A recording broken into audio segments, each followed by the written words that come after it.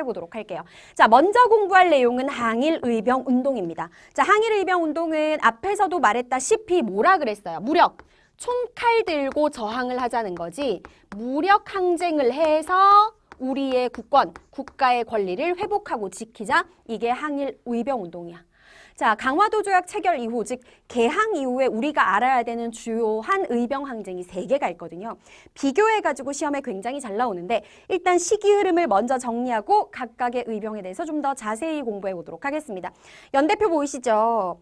첫 의병 항쟁은 1895년이에요. 1895년에 진짜 우리나라에 많은 일들이 있었는데 이 해가 을미년이라고 불리는 해였죠. 그래서 1895년에 일어났던 의병 항쟁을 의미의병이라고 하는 거고, 다음 정확하게 10년이 지났어. 지난 시간에 배운 잊을 수 없는 해잖아요. 강제로 을사늑약이 체결됐던 그 해 1905년. 을사년이죠. 그래서 이 해에 일어났던 의병 항쟁을 을사의병이라고 하는 거고, 자, 그 다음에 이제 오늘 또 배울 텐데 1907년에도 되게 많은 일이 있었죠. 무슨 일이 있었더라? 고종이 해외에 특사를 파견했어. 특사를 파견했다는 이유로 일본은 고종을 강제 퇴위시켰어. 그리고 나서 우리나라의 군대를 해산시켜버렸고요. 한일 신협약을 체결해서 각부 차관을 일본인으로 모두 임명하면서 내정을 장악해버렸어요. 그 수많은 일들이 일어났던 1907년이 정미년이야. 그래서 1907년에 일어난 의병 항쟁을 정미의병이라고 합니다.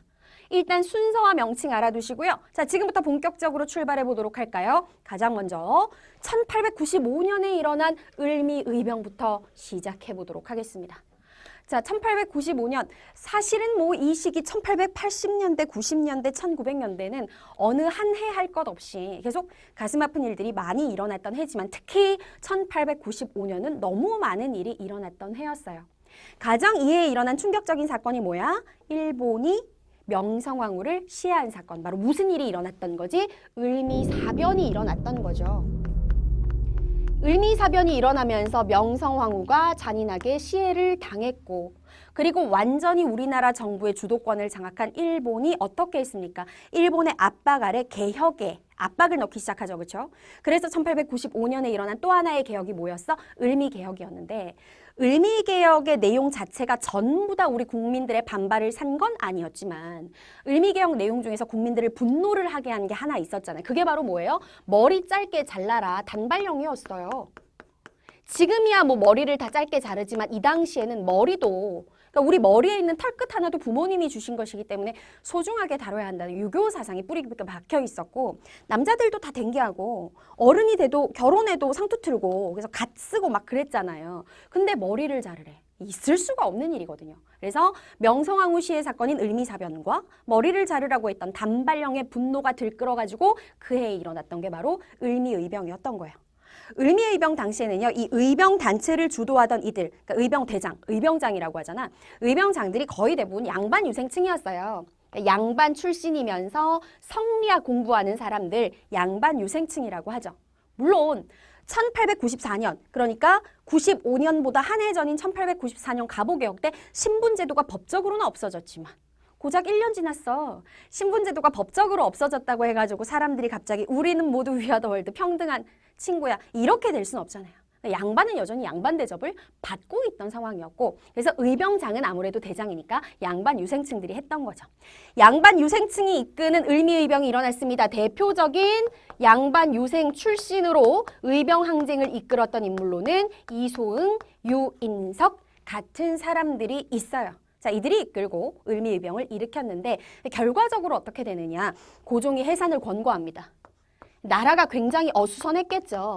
명성황후가 사망한 지도 얼마 되지 않았었고, 사실은 고종도 당시에 복잡한 상황들과 일본이 언제 또 고종을 시해할지 모른다는 불안감도 있었고, 고종이 결국 이 의병들을 이끌었던 의병장들에게 해산을 권고하게 되고, 근데 또 왕의 명령을 저들이 잘 따르거든요. 왕은 목숨보다 중요하신 분이니까. 그래서 결국 고종의 해산 권고로 활동을 중단했는데 어쨌든 얻었던 성과 하나, 이 을미의병을 계기로 해서 단발령이 철회됐어요. 머리 자르게 한 거 없었던 걸로 했다는 거지. 자, 그 다음에 이제 10년을 훌쩍 뛰어넘도록 하겠습니다. 10년이 지나 1905년에 일어난 두 번째 의병항쟁이 바로 을사의병이에요. 이건 지난 강의에서 바로 배웠던 거니까 더 많이 생각이 날 거야. 1905년에 2차 한일 협약이라고도 하는 을사조약, 우리가 표현을 쓸 때는 을사늑약이라는 표현을 쓰는 게 더 좋다라고 얘기했었어요. 그렇지? 강제조약이니까. 을사조약이 체결됐습니다. 그래서 우리가 뭘 빼앗겼더라? 일본이 통감부를 설치해서 내정을 간섭하기 시작했고 그리고 외교권을 빼앗아갔다 그랬죠. 을사조약의 부당함에 반발하면서 일어났던 게 을사의병인데요. 이 을사의병은요. 특이한 점이 하나가 있어. 10년 사이에 되게 많이 발전했다. 신분제에 대한 의식이 점점 사라지는 게 보여. 왜 그러냐면 의병장들의 신분 출신이 다양해요. 대표적인 의병장 민종식이라는 이름, 민씨 출신 관리들 많았다 그랬잖아요. 전직 관리 출신이야. 정부에서 일하던. 그 다음에 또 누가 있냐면 최익현이라는 유명한 위정척사파 인물이 있는데 이 최익현은 양반 유생층 출신이에요. 또 다르죠.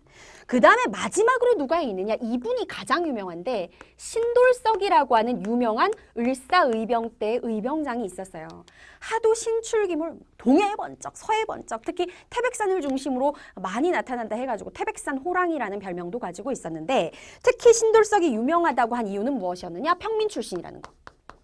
평민은 그냥 평범한 신분인데 왜 이게 대단하다는 거죠? 대단하지. 의병장이잖아요. 대장의 역할을 평민이 한다? 그 전까지만 해도 있을 수 없는 거였거든. 그래서 을사의병 때 평민 출신의 의병장이 등장했다는 건 무엇을 의미하느냐? 이제 의병항쟁이 완전히 전민족적인 전백성적인 국권 수호운동으로 한 단계 업그레이드 됐구나라는 걸 보여주는 증거이기 때문입니다. 아시겠죠? 자, 이제 두 번째 의병항쟁까지 했고요. 시간이 얼마 지나지 않아요. 2년 후에 일어나는 정미의병 이어서 와보도록 하겠습니다. 자, 1907년이 정미년이라고 했어요. 정미의병이 일어났는데 앞에서도 말했죠. 1907년에 많은 일들이 일어났어. 그 중에서도 정미의병을 일으키게 한 가장 결정적인 계기는 두 가지가 있습니다. 첫 번째, 우리의 황제를 감히 일본 따위가 뭐 했습니까? 강제로 황제 자리에서 끌어내려버렸죠. 고종 강제 퇴위에 국민들이 백성들이 분노를 했고 그 다음에 또 하나 우리의 군대를 일본이 역시 강제로 해산시켜버렸어요. 그러면서 이에 분노가 들끓어 일어난 게 1907년의 정미의병이었는데 정미의병은 시험에 잘 나오는 특징이 하나가 있어. 무슨 특징이 있느냐? 자, 군대가 있었는데 군대가 없어졌어? 군대라고 하는 조직은 의병하고 또 다르잖아. 굉장히 체계적인 무기를 가지고 체계적으로 군사훈련을 받은 이들이야. 근데 이들이 하루아침에 뭐가 없어졌어? 직업이 없어졌잖아요. 해산된 군대의 군인들이 어디로 가담하기 시작했어? 의병항쟁에 가담하기 시작한 거지. 그래서 이전의 의병항쟁들보다 정미의병 때는요. 뭐가 굉장히 업그레이드 되느냐? 조직력. 그리고 의병들의 전투력이 어마어마하게 향상이 됩니다. 숫자도 굉장히 많이 늘었겠죠. 자, 그래가지고 의병항쟁이 본격적으로 일어났는데 당시에 이 정미의병을 꾸린 세력들이요. 무슨 계획을 세우느냐. 각 지역마다 뭐 전라도에, 경상도에, 아니면 뭐 경기도에, 강원도에 의병 집단들이 있었을 거 아니야. 우리가 전체적으로 하나의 의병 조직을 꾸리자. 그래서 한날 한시의 약속을 정해가지고 수도인 서울로 진격을 하자. 수도에 있는 일본군들을 우리가 일시에 공격을 해서 몰아내자. 이런 식으로 계획을 세우게 된 거야. 그래서 전국 13도 창의군이라는 이름으로 의병 집단들을 결성을 했는데요. 그 숫자가 거의 1만 명에 가까웠다고 해요. 어마어마한 숫자였죠. 자, 이들이 어디로 진격을 하기 시작합니까? 바로 서울로 진격을 하기 시작합니다. 그 해가 1907년에서 한 해가 지난 1908년이었는데요. 이 작전을 우리가 무엇이라고 얘기하느냐? 서울 진공작전이라고 얘기해요. 자, 그런데 안타깝게도 서울 진공작전은 실패합니다. 여러 가지 이유가 있어요. 일단 하나는 서울로 진격해오는 과정에서 일본이 이 사실을 미리 알아버렸고 그 다음에 두 번째는 또 뭐가 있느냐? 서울 진공작전을 이끌었던 전체 총대장 이인영이라는 인물이 있었는데 이인영이 집에서 부모님 상을 당했다는 소식이 들려버려요. 근데 이제 우리가 생각하면 이래요. 물론 부모님이 돌아가신 거 상상도 할 수 없이 슬픈 일이지만 지금 1만 명 전체를 이끌고 나라를 지금 뺏기느냐 지키느냐는 큰 작전의 대장 역할을 하고 있잖아. 그러면 역할을 수행하고 상치료로 나중에 내려가는 게 맞는 거 아닌가? 이런 생각을 할 수도 있는데 이 당시 우리 머릿속은 지금 우리의 머릿속이랑 달라요. 부모님이 돌아가셨으면 그보다 중요한 건 없는 거야. 상치료로 내려가 버리는 거지. 뭐 이런 웃지 못할 에피소드까지 생기고 그러면서 어쨌든 서울 진공작전은 일본의 진압으로 실패로 끝나고 말았습니다.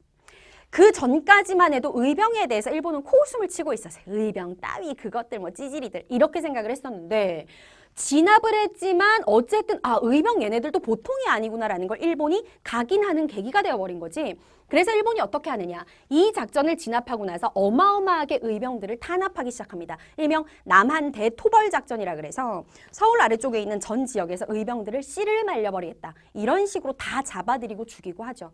더 이상 국내에서 의병 항쟁을 할 수 없을 정도로 의병 세력이 위축이 되어버렸고, 그럼 의병 조직들이 없어졌느냐? 없어진 게 아니라 1910년부터 우리가 일본의 식민 지배를 받잖아. 그러면서 국내가 아닌 어디로 올라가는 거예요? 우리 독립운동이 정말 많이 이루어졌던 만주와 연해주 지방으로 올라가서 이때부터는 더 이상 의병이 아니야. 독립군, 군대를 조직해서 일본에 맞서서 싸우기 시작합니다. 자, 그건 2단원에 가면 다시 자세하게 배우시게 될 거예요.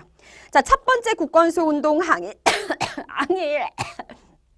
목이 메이네. 항일 의병운동을 공부했고요.